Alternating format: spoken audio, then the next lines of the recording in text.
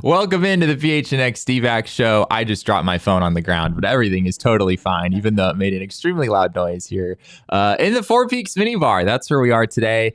It is just me. One Derek Montilla is off doing mayoral tasks, I guess, around the holidays, just sort of doing what he has to do.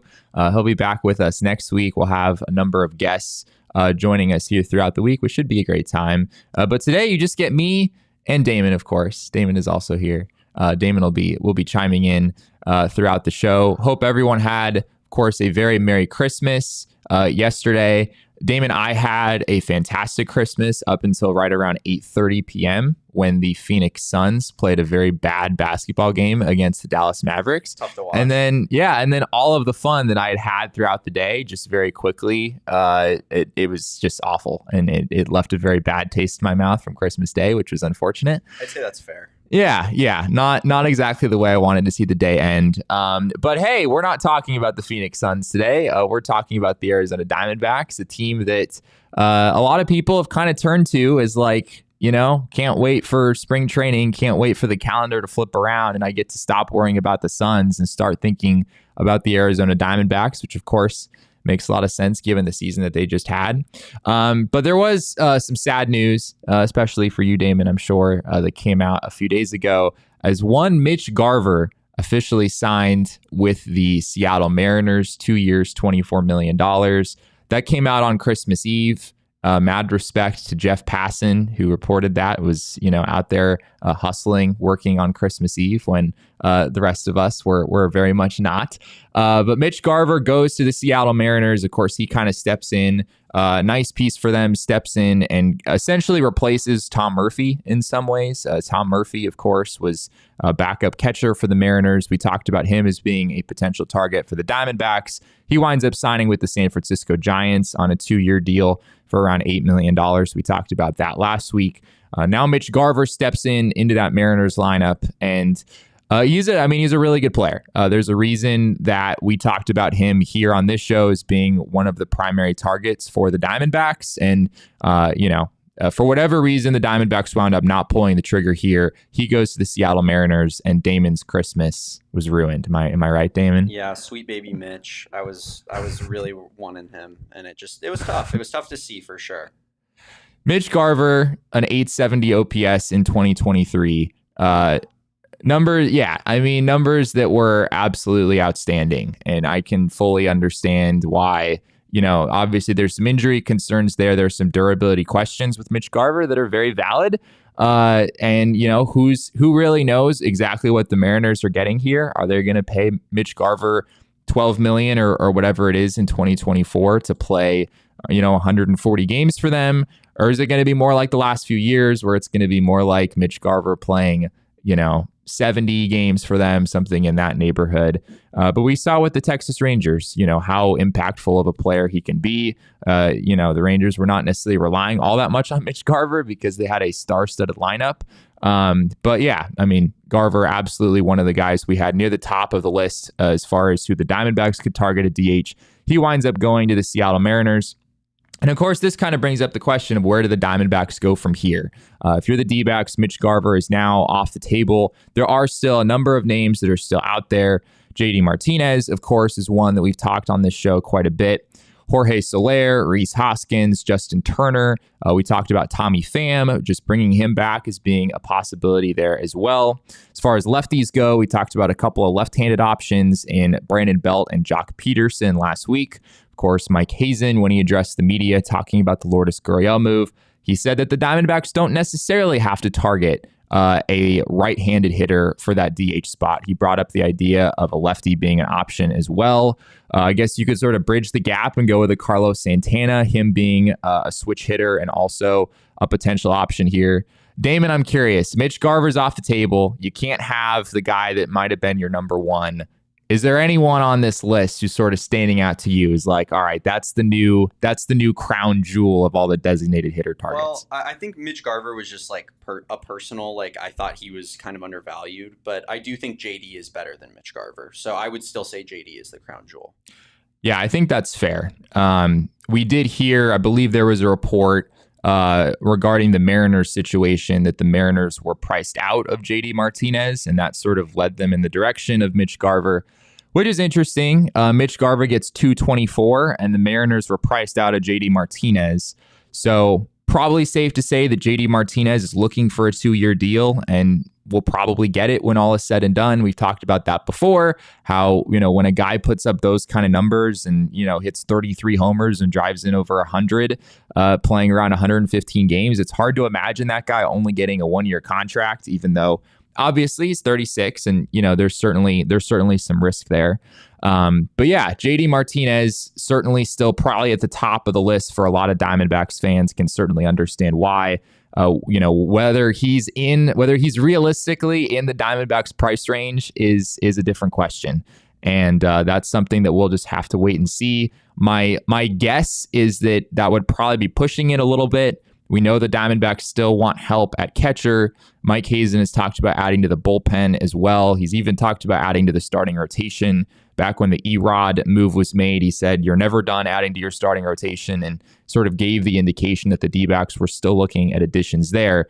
We don't know exactly how much the D-backs have to spend. They're already right around $140 million, after these last few moves that they've made, after the Erod move, after the Lourdes Gurriel move. And that's a number we didn't even know if they would hit at the very beginning of the offseason. I think Gambo said $150 million. He said early in the offseason that he wouldn't be surprised if the Diamondbacks wound up north of 150 or around 150 or north of that. So yeah, maybe there's another $10 million to spend if the D-backs were to land around 150. But I don't think $10 million is getting you JD Martinez. If it didn't get you Mitch Garver, it's not going to get you JD Martinez. So still have to kind of wait and see how things pan out there. Maybe there's a way for the Diamondbacks to pull off a 2-year deal where the dollar value in the first year is a little bit lower, dollar value in the second year is a little higher. We've seen that on Lourdes' contract. The first year is a little bit lower at $10 million. Similar story with Erod, where the first year is $14 million. Maybe the D-backs would try to do that again with whichever designated hitter target they ultimately sign, if they're able to get one. But we'll have to wait and see on that. Another thing I wanted to talk about real quick before we get into the mailbag questions is some rule changes that happened that were announced just last week. There were 4 of them. If we could get that tweet up on the screen. This is from Jesse Rogers over at ESPN, just outlining the various changes coming to Major League Baseball in 2024, because of course there were not enough changes in 2023. So you gotta change things up a little bit. Try to make the game more interesting in 2024, because clearly not enough was done in that regard this year. There are 4 main changes here. The first one is that the pitch clock with runners on base is being reduced from 20 seconds down to 18 seconds. So not a huge change there. Major League Baseball had some research that showed that, most pitchers with runners on base were operating much more quickly than this. So theoretically, it wouldn't affect the vast majority of pitchers, but still something that, they want to make, they want to keep pitchers from sort of circumventing the clock and, using that extra 5 seconds that they don't really need, it seemed, in order to just sort of, slow the game down. So that's one change here. Another one, mound visits. The number of mound visits had been 5. It is now down to 4. This one, I think, is pretty reasonable. We did see some situations where the Diamondbacks would, you run through a few mound visits early in the game, and you're a little worried about what that might look like later in the game. The reality for me is that baseball is just such a reasonably slow-paced sport already, and already gives you plenty of downtime, specifically in the dugout in between innings and so forth, you really should be able to operate without all that many mound visits. I don't have a problem with this, and it wouldn't totally shock me if Major League Baseball tries to continue to bring this number down over time. I don't know if I ever see Major League Baseball having a universe where there are 0 mound visits. That would be fascinating. I don't really see that as being a realistic possibility, but that seems to be the direction that things are moving. We'll see what that looks like this year with only 4 of those visits as opposed to 5. Another interesting one, if a pitcher warms up to start an inning, he must face at least 1 batter. And to be clear, this is talking about if a pitcher warms up on the mound. This is not just if a pitcher is warming up in the bullpen, he automatically has to enter the game and pitch 1 inning, or at least face 1 batter. That would be utterly ridiculous. That is not what this rule says. It is not that if you get your closer up in the bullpen and then the score changes and you don't want to use him, you still have to bring in your closer. That's not what this says.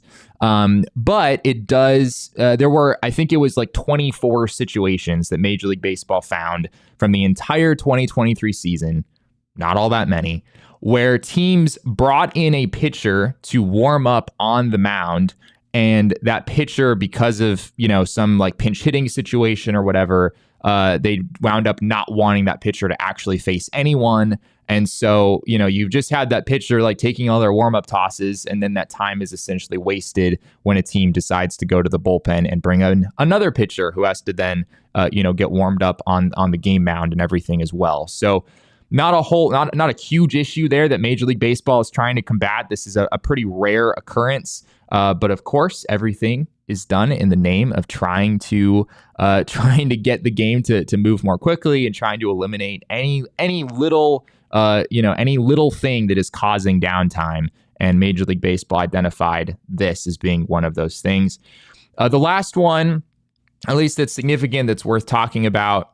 This one is interesting. The running lane to first base has been expanded. Another pretty subtle change, something people may not have been aware of. But this is per an MLB.com article from Anthony Castrovins. Said previously, MLB Rule 509A11 required a batter to run the last half of the distance between home plate and first base between the foul line and a 3-foot line drawn on the right-hand side of the dirt. So essentially what this rule does is it just simplifies the process, and it just makes it so that for base runners, if you're going from home to first base, it's simple. Dirt is good, grass is bad. If you're running on the dirt, this is good. If you're running on the grass, then that would, of course, would be a violation at that point. This works especially well for right-handed hitters who have a little bit more of a direct line to first base because they're allowed to use the entire dirt rather than just the sort of first base side of the dirt, if that makes sense. So yeah, not a huge thing, pretty subtle. I wouldn't say that any of these changes are enormous, but I mean, Major League Baseball is trying to cut down on the timing of the game. That's the primary goal here. Of course, some of these things are kind of nitpicking at other aspects of the game, but of course, the MLBPA was not happy about it. We have a tweet here that shows MLBPA's response, which of course there was, it seems like anything that is instituted by Major League Baseball, there's going to be some pushback. This is a statement from Executive Director Tony Clark regarding player votes against these 2024 rule changes. Clark said, this afternoon, player representatives voted against the 2024 rule changes proposed by the commissioner's office. As they made clear in the competition committee, players strongly feel that following last season's profound changes to the fundamental rules of the game, immediate additional changes are unnecessary and offer no meaningful benefits to fans, players, or the competition on the field. This season should be used to gather additional data and fully examine the health, safety, and injury impacts of reduced recovery time. That is where our focus will be. So basically how this works is Major League Baseball has set up a joint competition committee, but the players are sort of underrepresented on that committee. And so if Major League Baseball wants to institute changes and everyone on their side unanimously agrees, it doesn't actually matter if the players vote against it. That's just the nature of how this committee is built. And so as you saw there, the players did not vote in favor of this. They voted against all of these changes being made. You can certainly understand their sentiment that they don't want Major League Baseball changing the rules again so quickly after instituting obviously very significant changes during the 2023 season. I thought it was interesting in response to the tweet that had that statement in it. Diamondbacks pitching strategist Dan Herron sort of voiced his opinion on this as well. We have a graphic here of Dan Herron's response. He just sort of just tried to kind of make light of the situation and make his opinion known. Any word if they are shortening the 2.5-minute commercial breaks in between innings, Dan Herron said, doubt it. And this is sort of his way of saying that, Major League Baseball is doing everything in their power to cut down the times of these games. And yet they're not really giving anything up in return, right? They're not shortening commercial breaks. Their agenda here is very clear that they're trying to shorten the length of the game, and they're not going to shorten other things like commercial breaks that obviously would not be in their best interest to do. Dan Herron not too happy about that. And you can understand why him and, as I said earlier, the players at large are not super on board with the idea of Major League Baseball introducing rule changes once again. My personal take on this, though, is that none of these changes are all that significant, and it's probably fine. Mound visits from 5 to 4 is kind of just a deal with it situation where I think teams are going to be fine. I think they should be able to do that. 20 seconds to 18 seconds with runners on base. Again, I don't think is going to be a major change when all is said and done. The baseline being expanded, that also not a major change, probably helps right-handed hitters in particular, as I said earlier. The pitching, pitchers warming up on the mound thing, another pretty minor detail. So yeah, you kind of get the sense that MLBPA is just going to oppose anything that Major League Baseball does, and there's some validity to their case, but ultimately, I don't really have a huge problem with any of these changes, and I think they're probably all going to be fine when all is said and done. Well, hopefully, during your Christmas, you were able to get your hands on some Arizona Lottery tickets, because what else would you want for Christmas other than tickets from our friends over at Arizona Lottery? They have holiday scratchers from Arizona Lottery that make last-minute shopping easy. They make a perfect gift, as we've said so many times. And of course, this not only applies leading up to Christmas, but after Christmas as well. If you find yourself in a situation where you felt like your gift just didn't quite land right or was a little underwhelming, somebody wasn't so happy with what you gave them, there's still time to make it right by getting them a holiday scratcher. So go out and buy your holiday scratchers today from our friends at Arizona Lottery. Find a retailer like our friends at Circle K near you at ArizonaLottery.com. You must be 21 or older to play.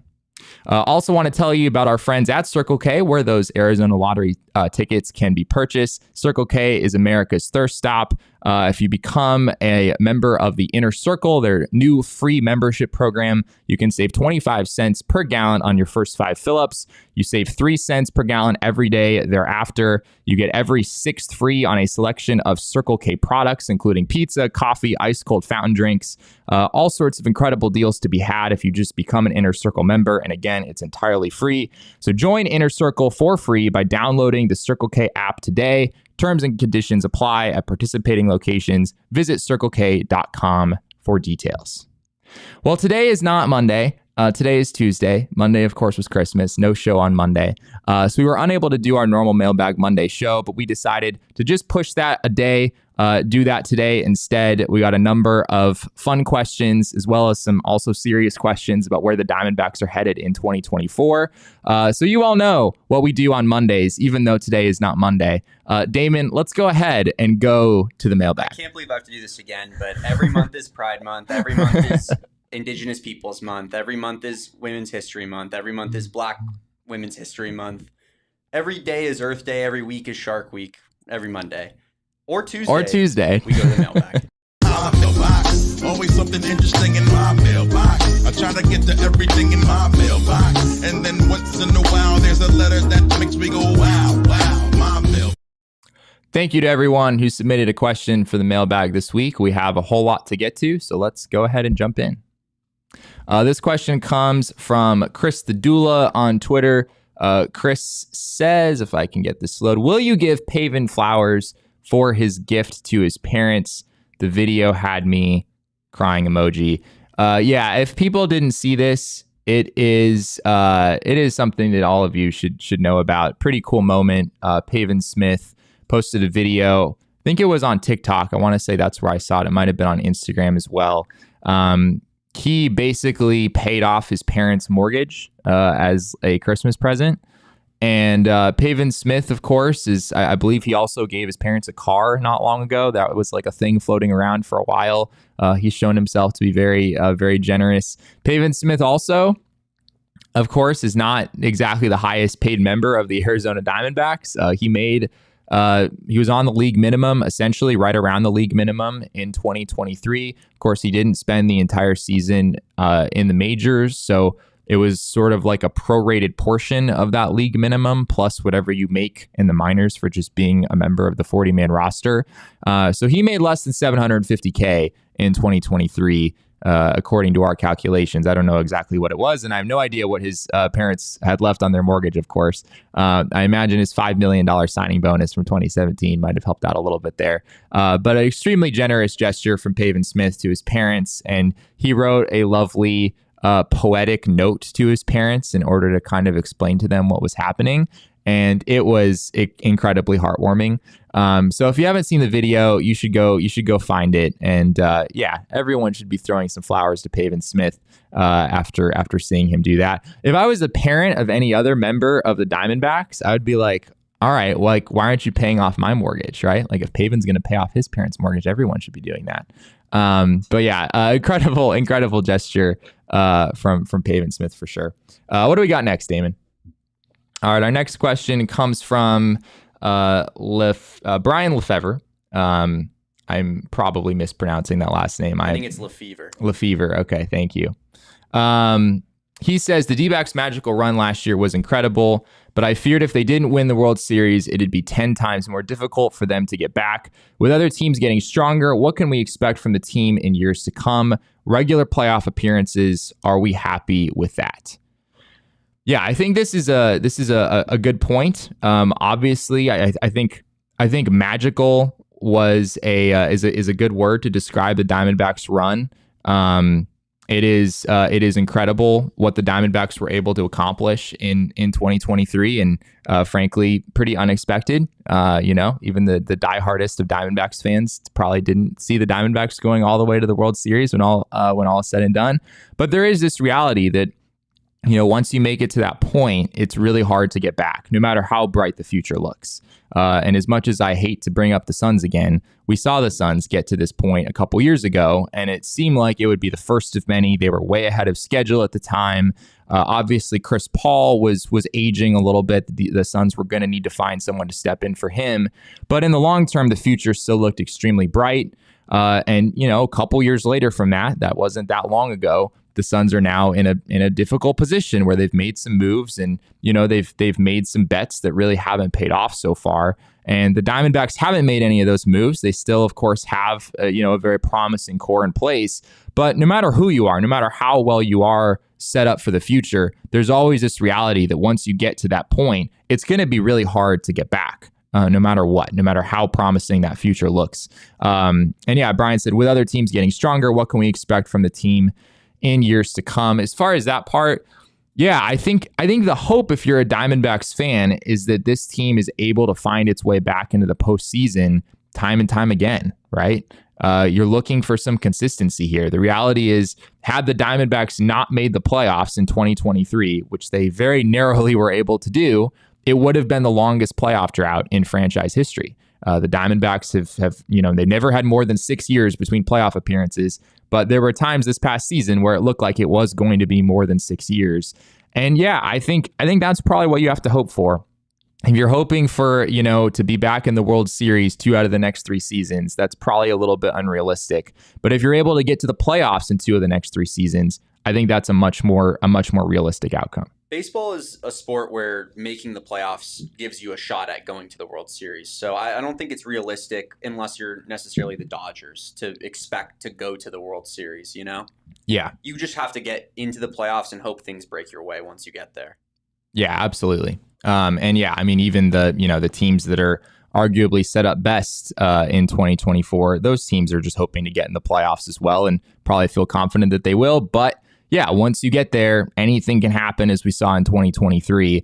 And yeah, if you're a D-backs fan, I would be happy with that. I would be happy with the D-backs just, finding a way to consistently be a postseason team for, really the first time since the very beginning of the franchise. They had a nice run there for a few years after the franchise launched. Since then, these postseason runs have been very sporadic. Yeah, I mean, like I said, I'm going to say it again. Only the Dodgers have that kind of championship pressure aspirations, in my opinion. So we will dance on their grave when they don't do it. There you go. What do we got next here, Damon? All right, our next question comes from @MoreForMe on Twitter. This is from Travis. He says, can you please talk about the value that comes with the D-backs' first 3 draft picks being where they are right now, as opposed to having one really high pick for next year's draft? Is there value in getting more bites at the apple?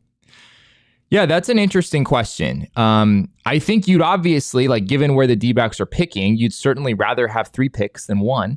There's no question there. The D-backs will pick 29th, 31st, and 35th in the 2024 draft. That 29th pick is just coming from the fact that they got second place when all was said and done. They went to the World Series. Their draft capital took a big hit with every round that they advanced. But of course, I'm sure the team is certainly happy with that. That's the trade they'd make. But yeah, they're picking 29th. They're picking 31st. That 31st pick comes from Corbin Carroll winning the Rookie of the Year award. And then they're also picking 35th. That's in the competitive balance A round. That's another pick that they have. Fangraphs wrote a story back in 2019 about the value of a draft pick, which is an interesting concept. It's not really the slot value of the pick. The slot value is just how much money you have to spend on the player. But the value of the pick is trying to quantify how much value, which ultimately goes back to wins above replacement. How much value are each of these players on average going to produce for you? And this Fangraph story from 2019, they said that the 29th pick in the draft is worth $10.3 million. The 31st pick is worth $9.8 million. And the 35th pick is worth $8.8 million. So according to that, the D-backs have about $28.9 million of value between those 3 picks. Now, for reference, the Colorado Rockies will pick 3rd overall in the 2024 draft. That pick, according to this article, which again is a few years old, is worth $38.2 million. So on paper, if you look at the average value that comes from a number 3 pick versus the combined value of the 3 picks that the D-backs have, you actually would rather just have the number 3 overall pick. But that said, if you're the D-backs and you're in a situation where you just went to the World Series and you're not going to have a number 3 pick, you would obviously rather have more bites at the apple, as Travis said, than just having I guess 2 picks would normally be the situation. They'd have the competitive balance pick, and then they'd also have their first round pick wherever that lands. So yeah, there's a lot of value in the Diamondbacks having these extra picks, but at the same time, you just want to keep in perspective that a late first round pick and early second round pick is not at all the same as a top of the first round pick. Theoretically, you'd rather have that on paper. Damon, let's go to the next one. What else we got here? Next question comes from Karen on Twitter. This is @GroundhogMama2. She says, how do you think the D-backs will respond in 2024 to having quote unquote expectations on them? They admit they played free because there were no expectations in 2023. And yeah, I think that's a really good question. The dynamic of the 2024 Diamondbacks is going to be very different, just given the fact that they are no longer the under the radar, nobody knows about them kind of team, right? And this is something that Torey was actually asked at the winter meetings a few weeks back at the beginning of December. It seemed like you guys really thrived in being in a situation where you were the chaser, you were the hunter, you were not the hunted. And Torey was asked about that and what it will look like when the script kind of flips in 2024.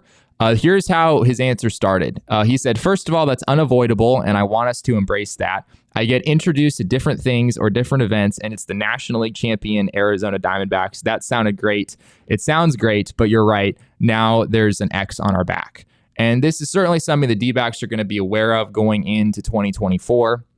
I think about Zach Gallen and the Players Tribune article that he wrote a few days ago, and just the confidence that he expressed, the fact that, he's viewing this as a new era of Diamondbacks baseball, that what the team accomplished in 2023 is maybe going to have some staying power into 2024 as well.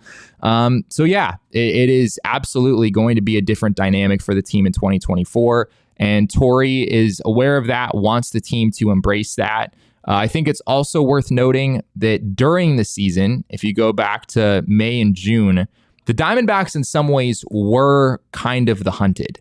Not maybe to the extent that they will be in 2024, but there was a point a couple months into the season when the D-backs had the best record in the National League. They have been, a team in that kind of position before, and frankly, they didn't handle it all that well. Right? When they were in that position during the season, that's around when their free fall started. Obviously, end of June into July, early August was a really tough time for them. They went from 16 games over 500, all the way down to 2 games under 500 in the span of about a month. So they have some experience with this in some ways, and it didn't go especially well. But 2024 will be different, and it will be very interesting to see how the Diamondbacks respond to that. We have one more question here for this segment of Mailbag Tuesday. This comes from Don's Bread, and this was an inevitable question that someone was going to ask. Don's Bread said, when are we getting Jesse to shop for Christmas during a normal period? And the reality, Don's Bread, is that it's never going to change until I have a Christmas where I just don't come up with something for someone. Like the day where I show up at Christmas and I just don't have a gift for someone that I needed to get a gift for, that's when it ultimately is going to change. But Damon, that hasn't happened yet. And as of right now, I'm not sure it's ever going to happen because I find a way to pull this off every year, even though I don't start my Christmas shopping until basically Christmas Eve. And Damon, I have a sense that maybe you're in a similar boat here as me. My parents both listen to this podcast, so at the risk of them getting upset with me, I went down to Tucson on whenever our last show was, whatever day that was, and I stopped at Tempe Marketplace on the way down, and it was a total shit show. I mean, there were so many cars.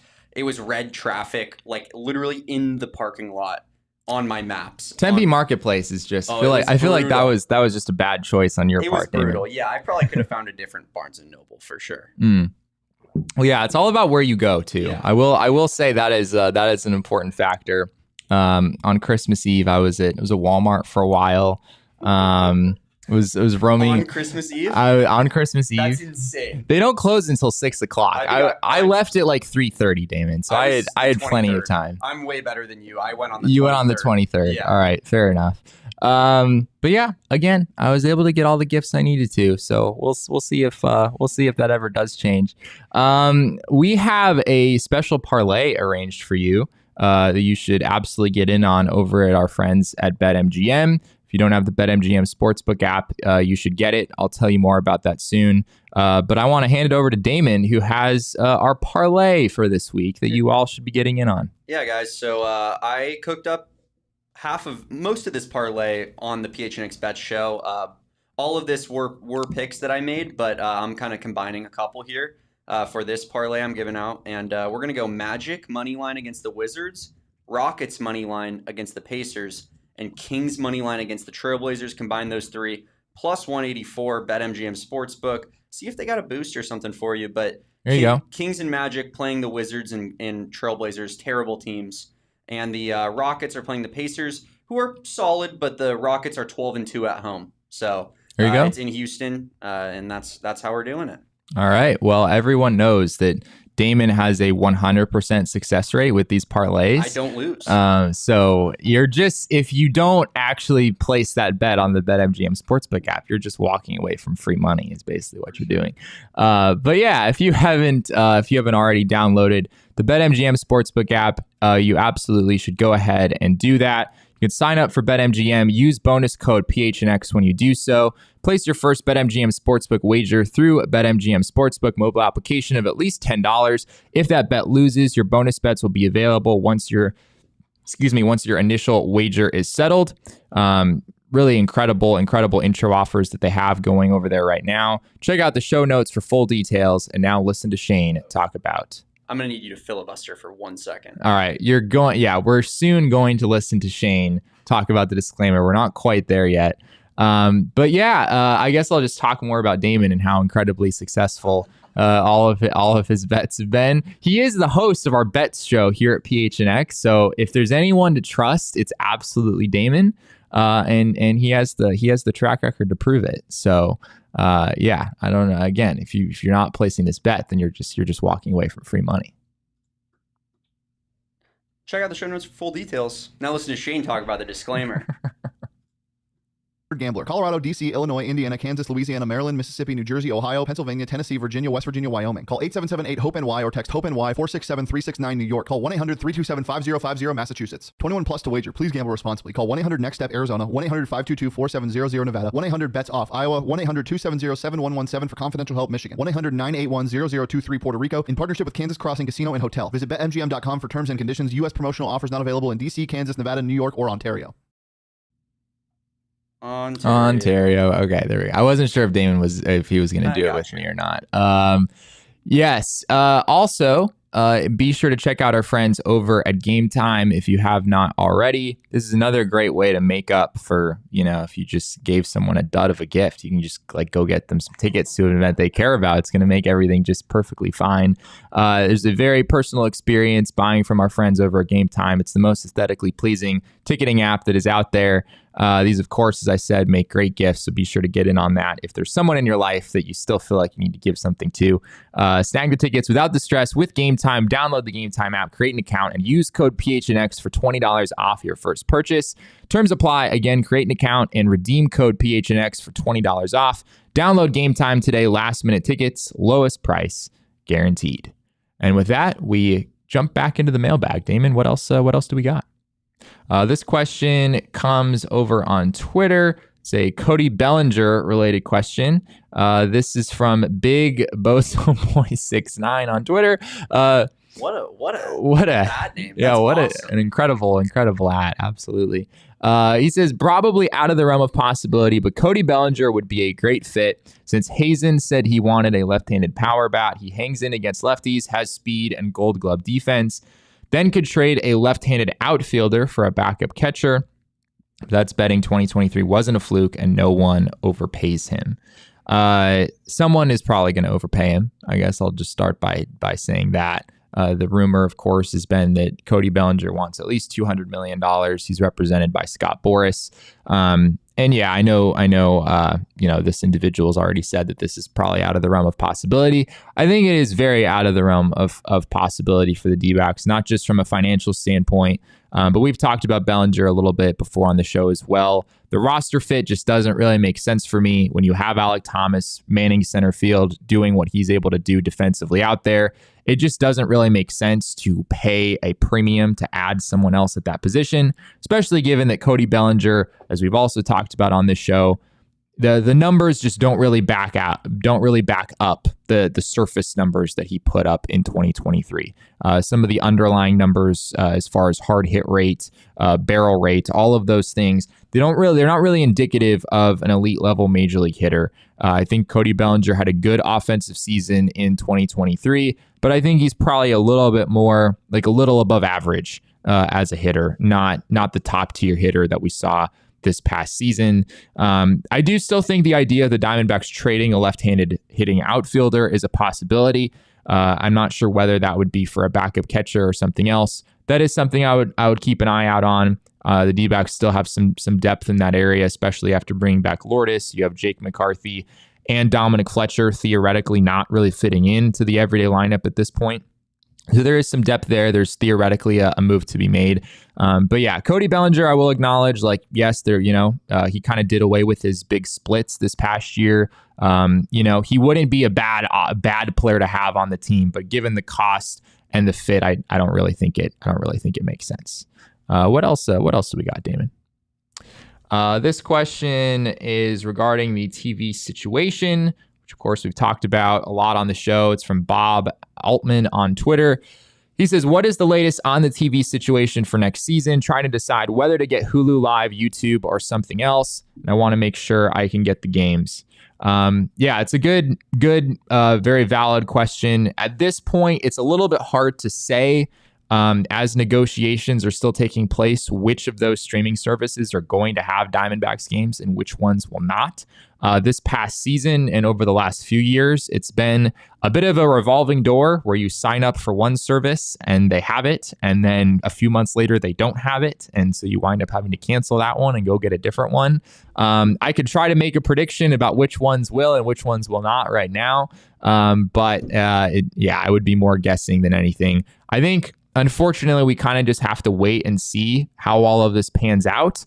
And how the Diamondbacks are really planning on doing this. It's possible that there's some direct over-the-air component to this. That's something that Ken Kendrick talked about, something the Phoenix Suns, of course, have taken part in. Maybe you won't even have to pay to watch some of these games. That's a possibility. But at this point, I can't really speculate too much on which services will have them, which ones will not. To my knowledge, I don't believe Hulu Live or YouTube TV had access to Diamondbacks games as of the end of the season. Maybe if there's anyone in the chat who's had those services recently, they can confirm that. But I don't think those have had Diamondbacks games in the recent past. So I probably wouldn't count on them carrying Diamondbacks games moving forward. As we get updates on this situation, we'll certainly keep all of you guys updated. Damon, what do we got next? This question from @Grankies. No. He wants to remain anonymous. Oh, yes. Thank you for that. We're not going to share. This individual requested to remain anonymous. Greinke. This is from Zach Greinke himself. We'll just leave it at that. With Gurriel expected to be a majority left fielder next season, just as this season, do you have some concerns on Corbin Carroll as a full-time right fielder, considering his arm value is rated bottom 1%?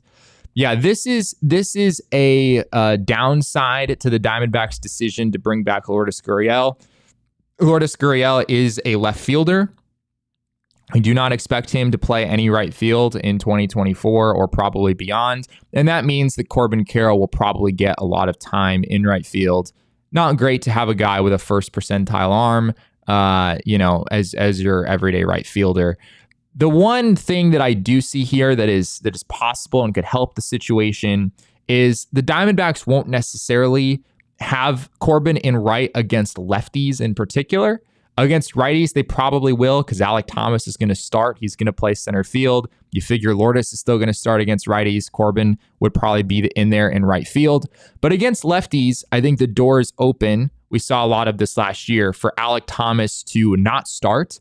We, of course, know that Alek has struggled against lefties in the past. That would push Corbin Carroll to center field, potentially. And then it would open the door for someone else to play right. Now, of course, that was Jake McCarthy a lot this past season. We saw what that looks like. McCarthy is probably a better arm than Corbin Carroll, but not necessarily by a whole lot. The D-backs don't have a whole lot of great arms in the outfield in their system currently. I guess it sort of depends on who that DH that the Diamondbacks bring in winds up being, which we talked about at the top of the show. If it's someone who does have the ability to step in and play a little bit of right field, which we know the Diamondbacks would love to have some degree of positional flexibility with that guy. If it's someone who can step in and play right field and has a decent arm, that might allow you to, against lefties, you switch Corbin Carroll to center where his arm wouldn't be quite as big of an issue. And then you have, a better arm set up in right field. But either way, this is going to be not a strength for the Diamondbacks. There's no getting around that. The fact is that the Diamondbacks are going to have a pretty good outfield defense anyway. There's a lot of different ways to be valuable in the outfield. Range is the one where the Diamondbacks have really thrived. They're able to get to a lot of balls that other teams can't get to. And they do have a bit of a setback as far as arm strength is concerned. But when all is said and done, I think they're still going to have a pretty good outfield defense when all is said and done. And that's, ultimately that's kind of the most important thing is the D-backs are not going to be, a liability defensively. Corbin Carroll still grades out as a roughly average defender because his range is quite good, even though he takes a bit of a step back as far as his arm is concerned. Do you think that there's any way that he can develop that part of his game? Because his arm strength, while it's not good, is not 1% of the league bad.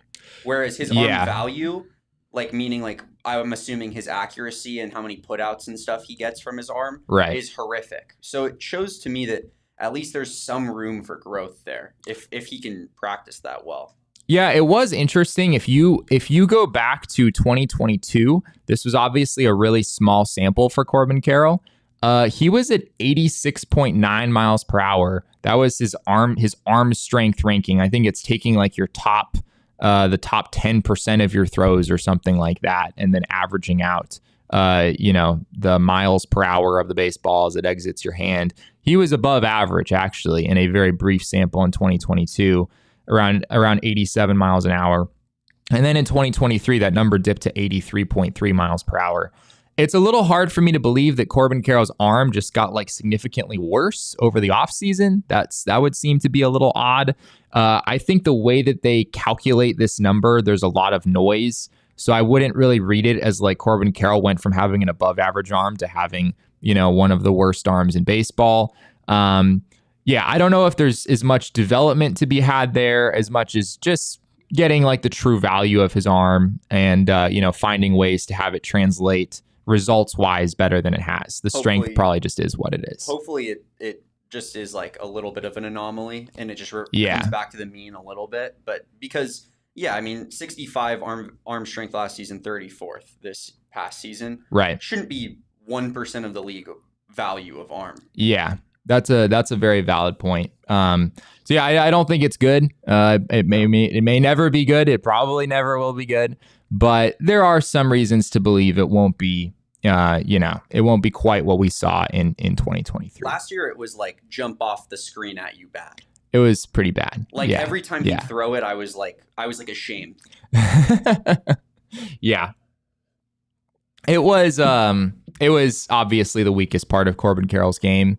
But the reality is that he's so good at so many other things that he can still be like an MVP candidate. He's and still a player. Yeah, he is quite literally the definition of a 4-tool player. He is definitely a 4-tool player for sure. And hey, if you were going to have a 4-tool player, the tool you'd want to leave out would be the throwing arm for an outfielder. We've talked about that before. Like it's by far the least valuable of the 5 tools. Yeah, no, you're absolutely right.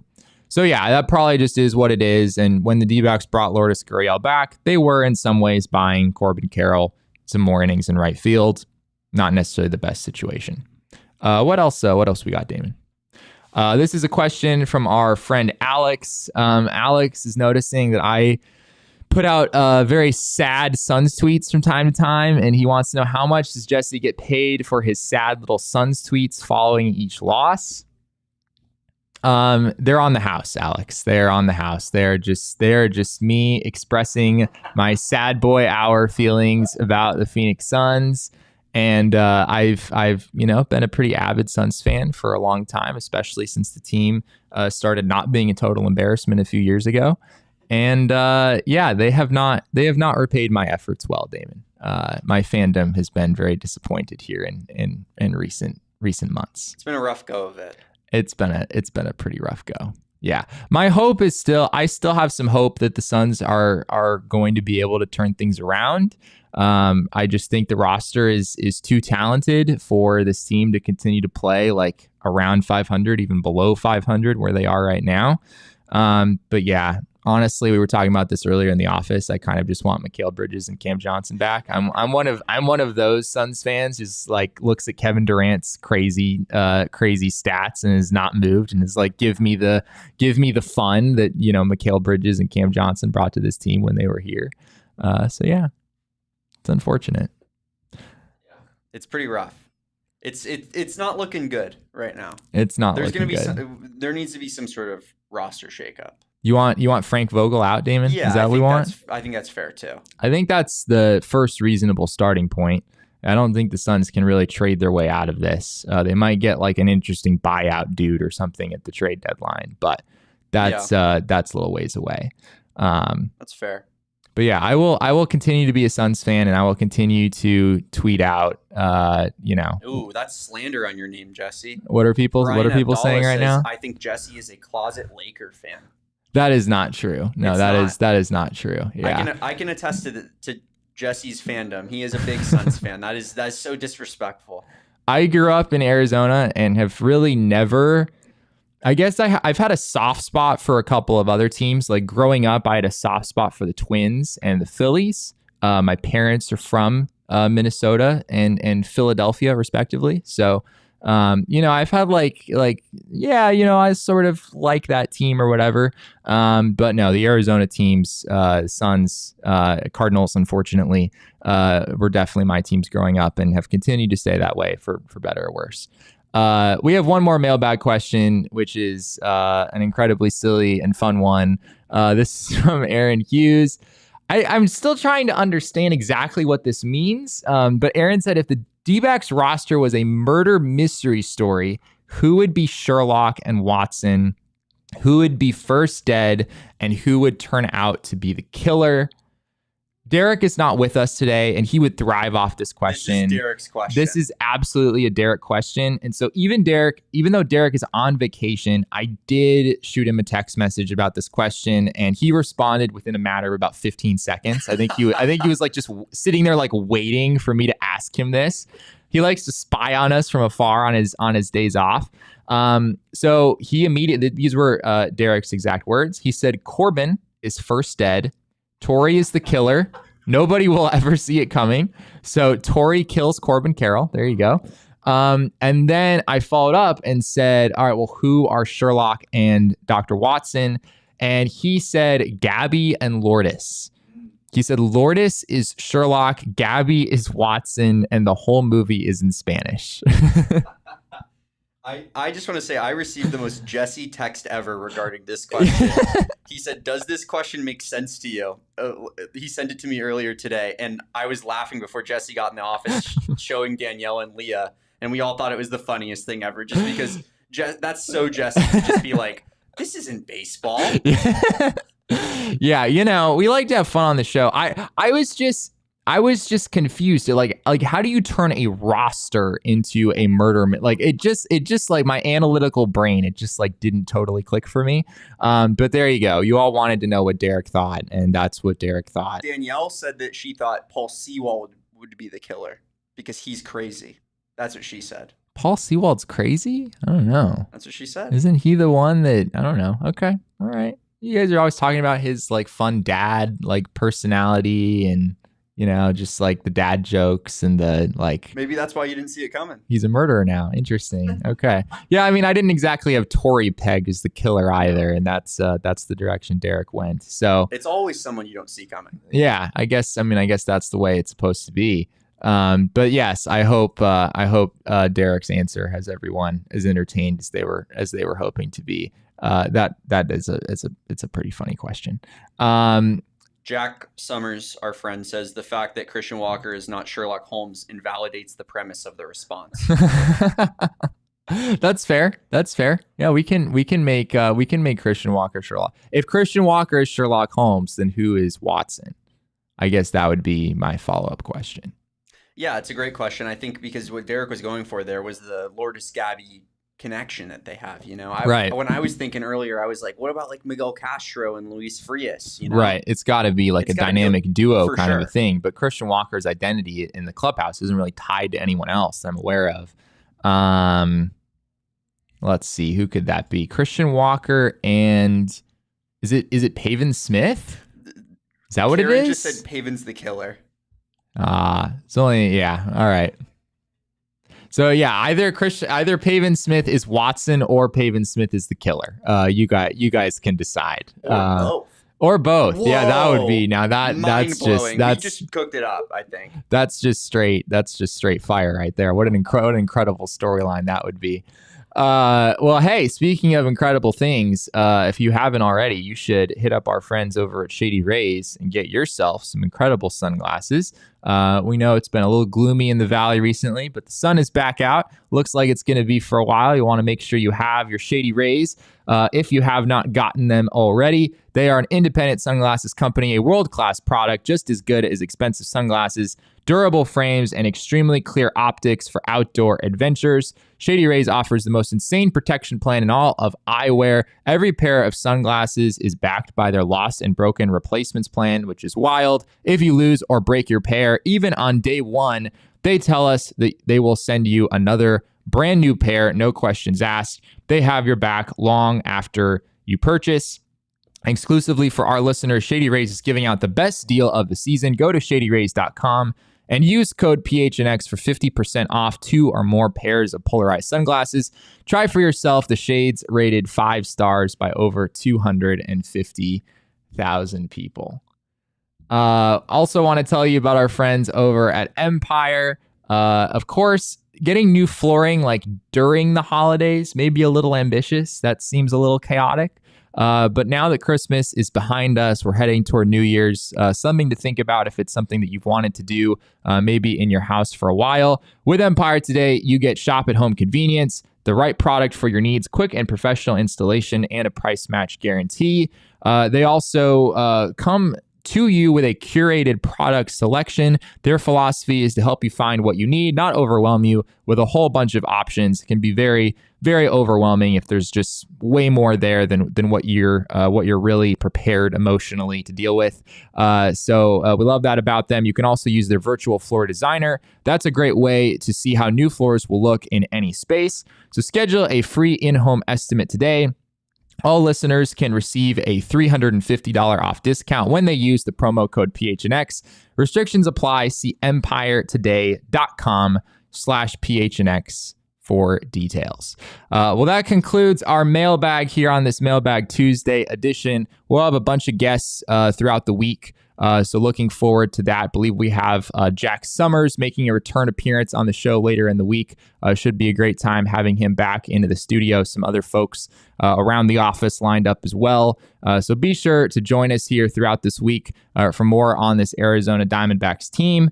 As always, you can give us all a follow on Twitter. You can find me at Jesse N. Friedman. You can find Damon at Damon Dog. I am Damon's dog. Bark, bark. Feels very sad to do this on my own. I appreciate that though, Jesse. Yeah, there you go. I am Damon's dog through thick and thin. And of course, you can also give us a follow on Twitter at PHNX_DBacks. But of course, all roads lead to at PHNX_sports. That's on Twitter, Instagram, and Facebook. Well, thank you again all for joining us here today on the PHNX D-Backs show. And remember, kids, baseball is fun, but it's so much more fun when Mitch Garver plays on your team. And when you're in the Four Peaks mini bar. We all silly like the mayor.